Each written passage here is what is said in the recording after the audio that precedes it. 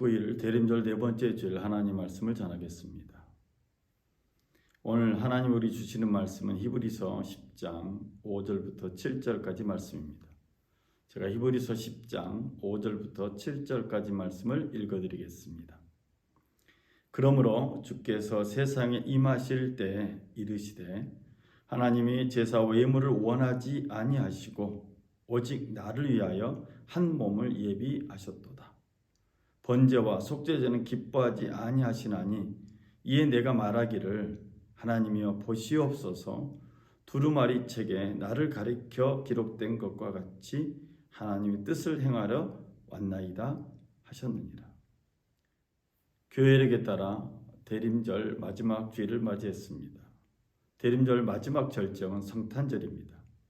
성탄절은 우리가 기쁨으로 맞이해야 되는데 팬데믹으로 인해서 코로나로 인해서 매우 힘들어하고 있는 게 사실입니다.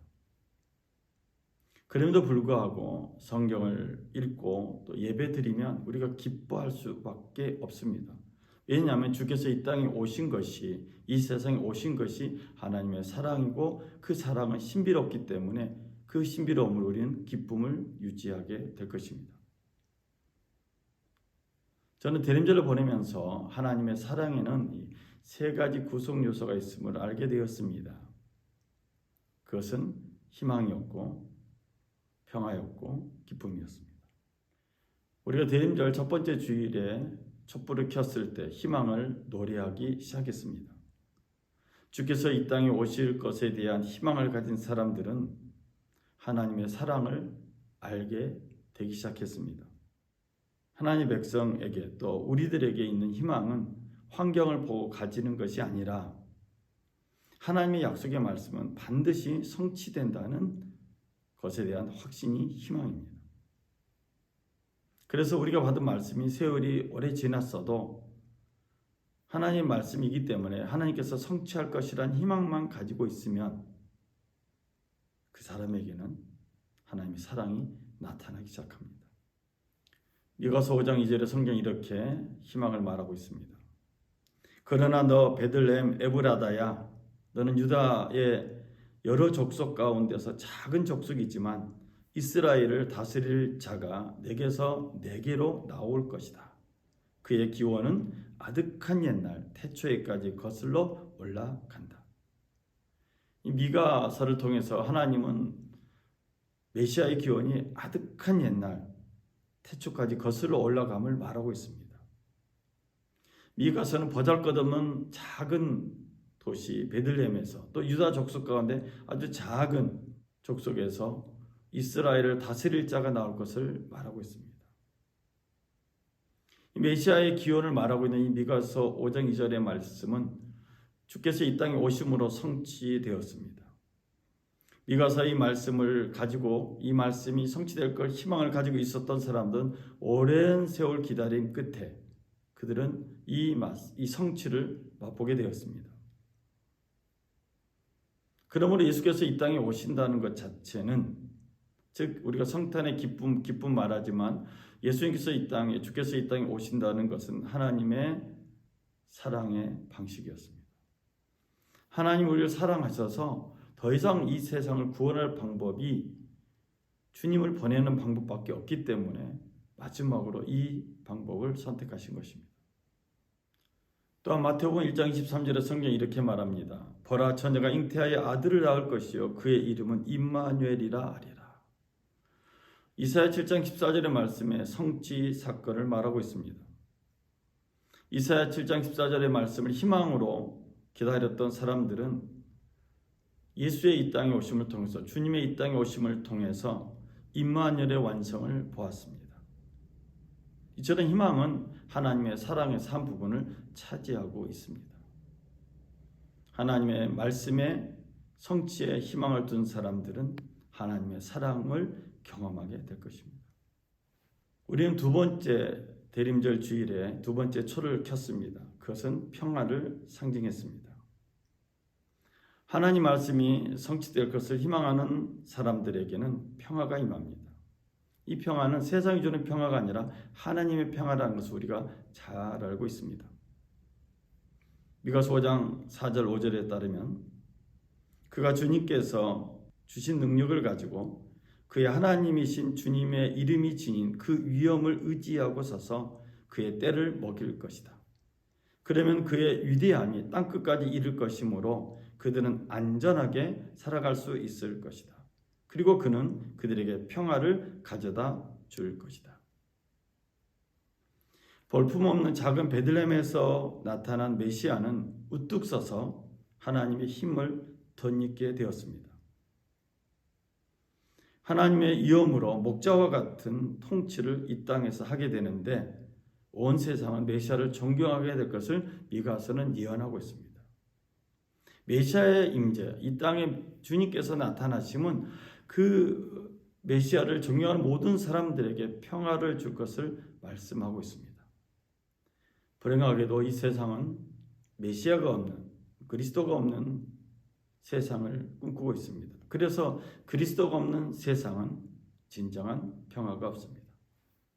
팬데믹 상황 가운데서도 국가 간에 또 민족 간에 끊임없는 전쟁이 생기고 있고 사람이 사람답게 살 수 없는 열악한 환경이 계속 증가되고 있는 현실 가운데 그리스도 오심은 다시 한번 무엇이 진정한 평화인지를 깨닫게 하는 것 같습니다. 그래서 우리가 잘 아는 누가복음 2장 14절에 성경이 이렇게 말합니다. 지극히 높은 곳에서는 하나님께 영광이요 땅에서는 하나님 기뻐하신 사람들 중에 평화로다. 세례 요한을 잉태한 엘리사벳 그리고 예수를 잉태한 마리아는 하나님께서 주시는 평화를 맛보았습니다. 이 말씀은 성탄을 기다리고 있는 우리들에게도 그대로 임할 것입니다. 주께서 이 땅에 오신 것은 우리에게 평화를 주기 위함입니다. 그래서 우리가 대림절 두 번째 주일에 정성껏 촛불을 켜면서 하나님의 평화를 소망했고 기다렸고 또 기대하고 있습니다. 지난 주일이 대림절 세 번째 주일이었는데 대림절 세 번째 주일에 켰던 촛불은 기쁨을 상징합니다. 하나님의 약속이 성취될 것을 희망으로 고백하는 사람들과 또 하나님의 약속이 임하실 때 평화롭게 고백한 사람들에게는 기쁨이 선물로 주어집니다. 그런데 주께서 이 땅에 오시면서 주는 이 기쁨은 기뻐할 수 없는 조건, 즉 불가능한 조건에 있는 사람들에게 나타나고 있습니다. 그 예가 누가복음 1장입니다. 유대 땅에 헤롯이 왕으로 있을 때 제사장이 있었는데 이 제사장은 사가랴라는 사람이었습니다.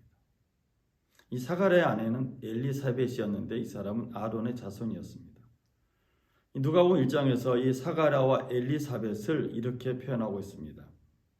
하나님의 모든 계명과 율법을 흠잡을 데 없이 잘 지켰다고 말합니다. 그런데 이들에게는 자녀가 없었습니다. 엘리사벳은 임신을 하지 못하는 여인이었고 더 나아가서 두 사람은 나이가 많아지기 시작했습니다. 어느 날 제사장 사가랴가 하나님의 성소에 들어가서 제사의 직분을 담당하고 있을 때 천사가 그에게 나타납니다. 그리고 사가랴에게 이렇게 말합니다. 사가랴야 두려워하지 말아라. 내 간구를 주님께서 들어주셨다. 내 아내 엘리사벳이 너에게 아들을 낳아줄 것이니 그 이름을 요한이라고 하여라. 그 아들은 내게 기쁨과 즐거움이 되고 많은 사람이 그의 출생을 기뻐할 것이다. 천사를 통해서 아이를 잉태할 수 없는 이미 늙은 나이가 된 엘리사벳과 사가랴에게 또 사가랴와 엘리사벳에게 하나님의 기쁜 소식이 임하였습니다. 도저히 불가능한 상황에서 하나님의 기쁨이 임한 거죠. 이것이 하나님의 사랑입니다. 그래서 누가복음 1장 25절에 엘리사벳은 이렇게 고백을 합니다. 주님께서 나를 돌아보셔서 사람들에게 당하는 내 부끄러움을 없애주시던 날에 나에게 이런 일을 베풀어 주셨다. 아이를 낳지 못한다는 것이 이 당시에 굉장한 수치였고 사람들에게 굉장한 창피를 당하는 것이 당연한 시대였습니다. 근데 그런 고통의 시간을 보내면서 하나님 앞에 흠잡을 데 없이 율법과 규율을 잘 지켰던 엘리사벳 그리고 사가랴 이 두 사람에게 하나님은 하나님의 구원 역사의 중요한 인물 세례 요한을 잉태케 하는 낳게 하는 선물을 주신 것입니다. 엘리사벳은 감당할 수 없는 엄청난 기쁨을 맛본 것이죠. 이번에는 다윗의 가문에 속한 요셉이라는 남자와 약혼한 처녀 마리아에게 천사가 나타납니다. 두려워하지 말아라 마리아야, 그대는 하나님의 은혜를 입었다. 보아라, 그대가 잉태하여 아들을 낳을 터이니 그의 이름을 예수라고 하여라. 그는 위대하게 되고 더없이 높으신 분의 아들이라고 불릴 것이다. 주 하나님께서 그에게 그의 조상 다윗의 왕위를 주실 것이다. 그는 영원히 야곱의 집을 다스리고 그의 나라는 무궁할 것이다. 엘리사벳에게 잉태 사건도 이해할 수 없는 불가능한 사건이었지만 아직 남자를 경험하지 못한 마리아에게만 잉태 사건, 잉태 소식은 더욱 충격이고 기뻐할 수 없는 조건입니다. 하나님의 사랑은 이처럼 기뻐할 수 없는 조건 가운데 나타나는 것 같습니다. 즉 우리가 이해할 수 없는, 도저히 이해할 수 없고 수용할 수 없는 가운데 나타나는 것이 하나님의 사랑입니다. 근데 그것이 기쁨을 통해서 나옵니다. 마리아는 천사와의 대화를 통해서 이 하나님의 사랑을 느끼게 되었고 또 경험하게 되었고 그 사랑으로 감동되었습니다. 그래서 그는 이렇게 고백을 합니다. 내 영혼이 주님을 찬양하며 내 마음이 내 구주 하나님을 좋아함은 그가 이 여종의 비천함을 보살펴 주셨기 때문입니다. 이제부터는 모든 세대가 날 행복하다 할 것입니다. 마리아 창가라고 불려지는 내용 중의 일부입니다. 마리아는 하나님을 향해서 찬양하고 또 하나님을 좋아한다고 고백했습니다. 사람들에게 손가락질 당할 수 있는 사건이고 사람들은 이해할 수 없는 사건입니다. 아직 남자를 경험하지 못한 여자가 잉태하였다는 것은 도저히 이해할 수 없는 사건입니다. 그런데 이 사건 속에 하나님의 아들 예수가 나온다는 것입니다. 마리아는 이것을 기쁨으로 맞이하며 우리가 마리아 창가라고 불려지는 이 고백을 통해서 하나님을 찬양하였습니다. 주께서 세상에 오셨다는 것은 무슨 뜻일까요? 우리는 대림절을 네 번째 주일 대림절 절기를 잘 지키고 있습니다. 또 대림절 절기가 우리에게 주는 의미는 무엇일까요? 그 의미를 간단하게 히브리서 10장 5절 이하의 성경이 이렇게 말하고 있습니다. 그러므로 그리스도께서 세상에 오실 때 하나님께서 이렇게 말씀하셨습니다. 주님은 제사와 예물을 원하지 않으셨습니다. 그래서 나에게 입히실 몸을 마련하셨습니다. 주님은 번제와 속죄제를 기뻐하지 않으셨습니다. 그래서 내가 말하였습니다. 보십시오 하나님, 나를 두고 성경에 기록되어 있는 대로 나는 주님의 뜻을 행하려 왔습니다. 히브리서는 그리스도께서 제사도, 예물도, 번제물도, 속죄제도 원하지 않으시고 기뻐하지 않으신다고 분명히 말합니다. 그리스도의 오심, 그리스도께서 이 세상에 오신 것이 하나님의 사랑이라고 제가 말씀드렸는데 그 하나님의 사랑은 희망과 평화와 그리고 기쁨이라는 요소로 구성되어 있습니다. 대림절 마지막 절기를 보내면서 또 성탄절을 맞이할 준비를 하면서 우리는 이 히브리서 10장 5절 이하에 있는 말씀을 깊이 묵상해야 될 것 같습니다. 그리스도께서 주님께서 이렇게 말씀하셨습니다. 나는 주님의 뜻을 행하려 왔습니다. 우리는 예수님께서 육신의 옷을 입고 온 것이 십자가에 달려 죽으시고 고난당하시고 부활하신 것을 이루기 위해서 왔다라고 생각을 합니다.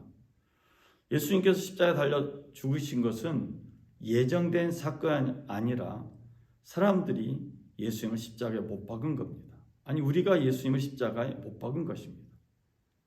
주님은 이 땅에 오셔서 하나님 나라를 선포했고 하나님 나라의 비밀을 말했습니다. 하나님 나라의 비밀은 하나님의 사랑입니다. 그 하나님의 사랑에는 희망도 있고 평화도 있고 기쁨도 있습니다. 그런데 그리스도가 오셨을 때, 초림 예수가 오셨을 때 사람들은 그 안에서 하나님의 사랑을 발견하지 못했기 때문에 하나님의 완전한 사랑을 경험하지 못했기 때문에 예수님을 십자가에 못 박았고 예수님이 고통당하도록 내버려 두었습니다. 물론 예수님의 십자가의 고난이 우리에게 구원의 징표가 되었고 또 우리로 하여금 부활의 소망을 갖게 된 것은 사실이고 선물입니다. 그러나 우리가 매번 이 성탄절 또 대림절을 보내면서 우리는 이런 생각을 하게 됩니다. 우리는 2000년 전에 사람들처럼 예수님을 십자가에 못 박고 있는 건 아닌가. 왜냐하면 주님께서 이 땅에 오신 것에 대한 깊은 의미를 깨닫지 못하니까 현실에 매여서 희망도 없이 평화도 누리지 못하고 기쁨은 더더욱 잊어버린 지 오래돼 버린 세상 사람과 별 차이 없는 사람으로 살고 있지 않는가 반성하게 됩니다. 오늘 영상을 예배드린 우리 평화의 가족 여러분, 또 믿음의 가족 여러분, 우리들에게는 주님의 말씀대로, 그리스도의 말씀대로 주님의 뜻을 행하러 온 목적이 있습니다. 주님께서도 주님의 뜻을 이루기 위해서 이 땅에 오셨던 것처럼 오늘 우리가 살고 있는 우리의 인생, 우리의 삶 역시도 주님의 뜻을 이루기 위한 귀한 사명, 뜻이 있습니다. 그래서 우리가 예배드리고 기도하고 찬양하는 이유는 하나님께 복받기 위함도 있지만 더 크게는 하나님이 우리에게 맡겨진, 우리의 인생 가운데 맡겨진 그 뜻을 이루기 위함입니다.